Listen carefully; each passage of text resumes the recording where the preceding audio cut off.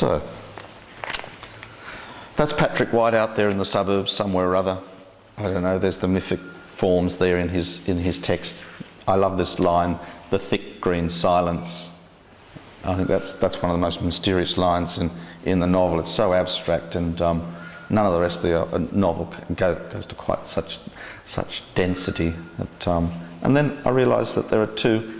The heads of father and son were both in fact carved with rather minute detail, and there they are in the image. Well, that's what I say. I made that connection. I've made that connection, so I want to make some connections with some of the paintings.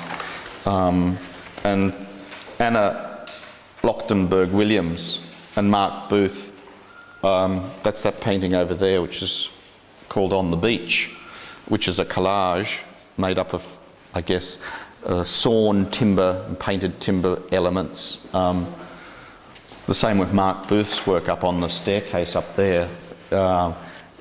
Is a sort of like jigsaw puzzle of materials that have come together to form imaginary landscapes. They're fairly abstract in a sense, but you get a feeling of the sand, I guess, there in Anna's painting. And there's another small landscape painting, sort of allegorical painting in a way, which is Carolyn Kay's small black painting, which someone wisely has acquired there. Beautiful painting, and it's called The Arrival.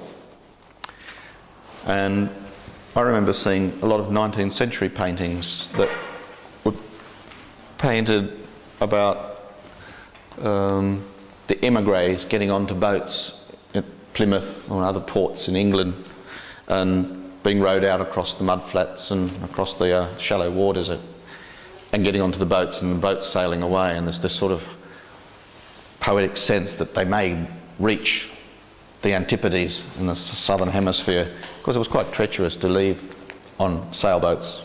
You usually made it, but sometimes you had shipwrecks. My family was shipwrecked at Kangaroo Island on their way to Australia, and spent some time there.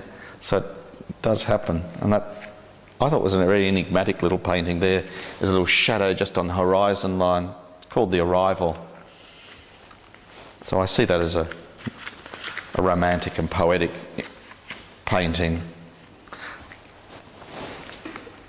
There are a number of other paintings. Now, somewhere in here, maybe I was going to talk about, let's just find another one I want to go with in that group.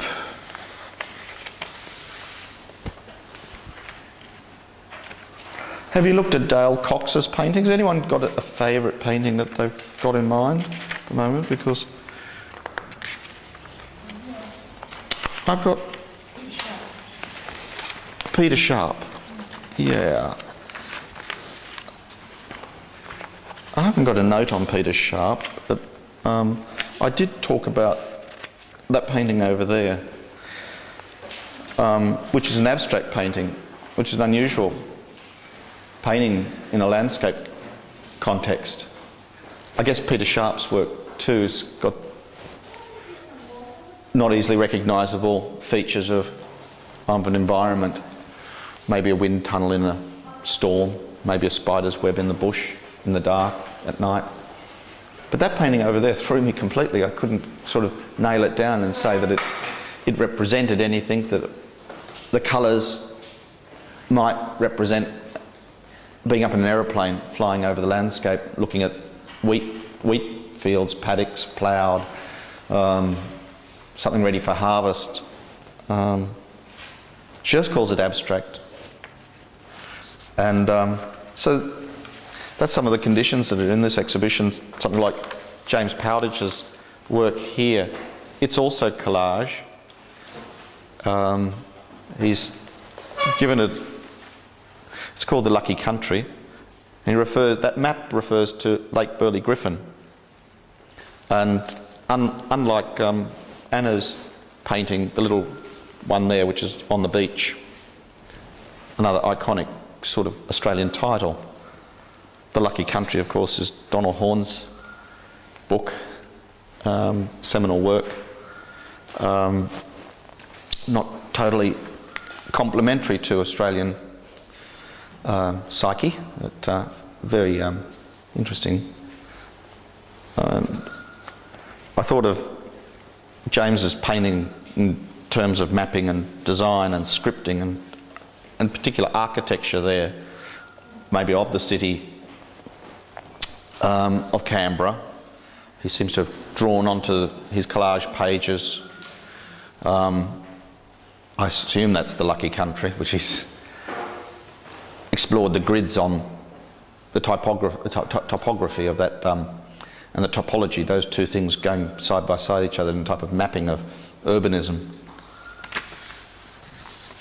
So it's those grids then sort of echo each other, the abstract and the rectilinear. And sometimes we find ourselves obsessed with thinking of landscape in Australia as a rural and pastoral, romantic, atmospheric type of place, which as urbanists might be our great desire to go to those sorts of places, but ultimately we live most of our time with concrete under our feet. So there's a paradox there. So maybe these sorts of urban paintings, these sophisticated grid paintings, which are maps or designs or echo some sort of thing around a plan for something in the future. But Dale Cox's painting, there's a painting also here, which I think is maybe the only Aboriginal painting, as I understand it, in the exhibition, which is Elizabeth Kungawari's painting Yam Seed and Yam Flower, which I guess could equally be as reserved as Gail English's painting there, reserved in that we can't read the signs very easily of what the locations are or what the meaning of the work is. And so we've expanded the idea of landscape painting a lot in Australia, and this exhibition manages to do that really, really well. And I thought with regard to, a sort of an Australian poetics, it would be useful just to read some of David Campbell's short poems, which although are not Central Australian motifs, I think Kungawari is from Utopia, and these are Gadigal paintings.